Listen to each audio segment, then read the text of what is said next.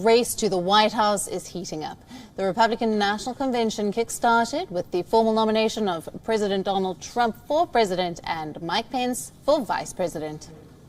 Day two of the Republican National Convention is expected to be as eventful as day one. Let's take a look at who will be speaking on day two. An address that voters are waiting for with bated breath. Melania Trump, First Lady of the United States of America.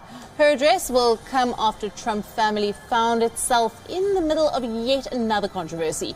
A tell-all book called Melania and Me is at the center of this controversy, penned down by Melania Trump's former friend, Stephanie Wolkoff. The book reveals quote-unquote disparaging remarks that she made about President Trump and his adult children. Mike Pompeo, U.S. Secretary of State. He was in Jerusalem representing the United States in its ongoing efforts to establish Arab-Israeli connections. Eric Trump, Donald Trump's son, and Tiffany Trump, Donald Trump's daughter, will also be addressing the Republican National Convention. 70 days to go for the U.S. presidential election. Democrats and Republicans are going into the final stretch of the campaign. Unlike their counterparts, the Republicans are holding a part digital, part in-person convention. This despite the United States remaining the worst affected country due to the coronavirus outbreak with more than 5 million cases. Now, each night, 20 virtual convention speakers from various locations will speak at the convention. The U.S. president will make his formal acceptance speech from the White House on Thursday.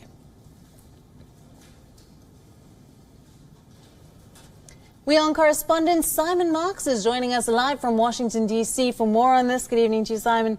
So much happening. Where to start? Day two. It's set to be as eventful as yesterday. And some of the key headline speakers include Melania Trump and Mike Pence. What are we expecting from tonight? Well, yeah, we're just getting some details, actually, on Melania Trump's speech. Her chief of staff, Stephanie Grisham, who, of course, until recently was Donald Trump's press secretary,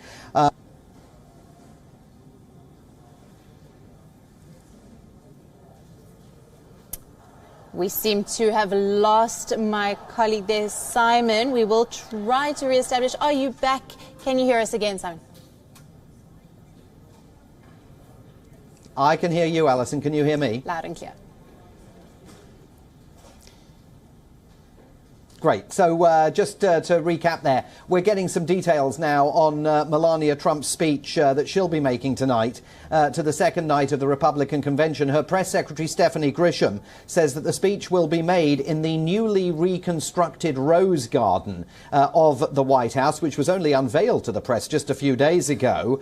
The audience will include family, friends and associates of Mrs. Trump's Be Best program for children.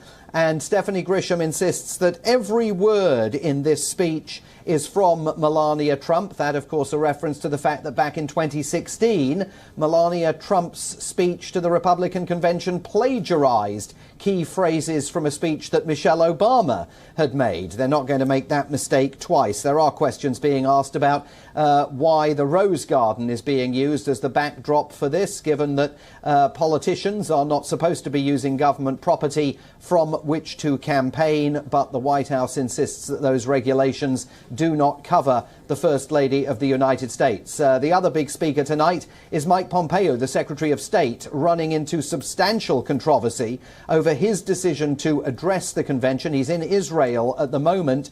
Usually, secretaries of state do not address political conventions. They hold themselves above the political fray. Mike Pence, one Republican eyeing the 2024 Republican presidential nomination, has decided not to honor that particular tradition. Right, and Trump is facing some of the biggest challenges. His handling of the pandemic has been criticized heavily, the dismal state of the economy, tensions with China, trade, but he seems to be attacking his rival, Joe Biden, more than dealing with the serious problems facing the U.S.